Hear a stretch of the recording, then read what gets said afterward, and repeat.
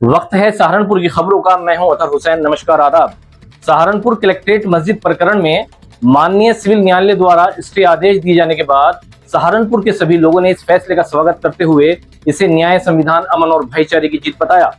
उन्होंने कहा कि यह निर्णय न्यायपालिका पर जनता के विश्वास को और अधिक मजबूत करने वाला है। मस्जिद कमेटी और अमन पसंद लोगों ने कहा कि यह सफलता वरिष्ठ अधिवक्ताओं की प्रभावी पैरवी तथा कानून के दायरे में रहकर शांतिपूर्ण ढंग से संघर्ष करने वाले सभी सेकुलर और अमन पसंद लोगों के सामूहिक प्रयासों का परिणाम है।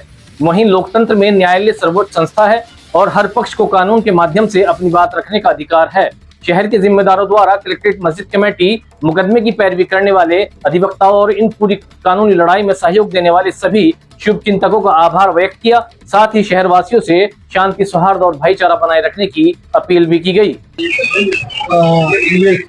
सिटी मजिस्ट्रेट साहब ने कलेक्ट्रेट मस्जिद के संबंध में एक आदेश पब्लिक प्रीमाइसेस एक्ट के अंतर्गत सेक्शन 5 और 7 में ये कर दिया था कि एक तो उनको 30 दिन के अंदर खाली करने का आदेश कर दिया था और दूसरे उन पर 6 करोड़ 40 लाख रुपए की रिकवरी निकाल दी थी डैमेजेस और रेंट के तहत कर, जिसके खिलाफ यहाँ जिला जज महोदय के यहाँ अपील फाइल की गई।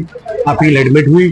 अपील एडमिट होने के बाद उन्होंने ऑपरेशन ऑफ द ऑर्डर हमारा पक्ष का, मस्जिद की कमेटी का, देखते हुए कि इनको इररिपेरेबल लॉस होगा और बैलेंस ऑफ कन्वीनियंस इनके हक में है और प्राइम फेशी ये केस देखते हुए आज स्टे कर दिया till the pendency of suit, यानी कि जब तक ये अपील पेंडिंग रहेगी तब तक उस ऑपरेशन का कोई क्रियान्वयन नहीं होगा। तो मस्जिद कमेटी की तरफ से क्या अभिलेख पेश किए गए हैं कोर्ट में और अब क्या लगता है ये लड़ाई कहां तक चल रही है? देखिए, मस्जिद कमेटी की तरफ से 84 एविडेंसेस ऐसी पेश की गई है जिसमें ये साबित होता है कि मस्जिद मालिक है और कलेक्ट्रेट किराएदार है उस जगह पर। तो वो 84 एविडेंसेस है जो डिटेल में इसलिए डिस्कस नहीं किया जा सकता क्योंकि अपील पेंडिंग है। पहले अपील का आदेश आ जाए।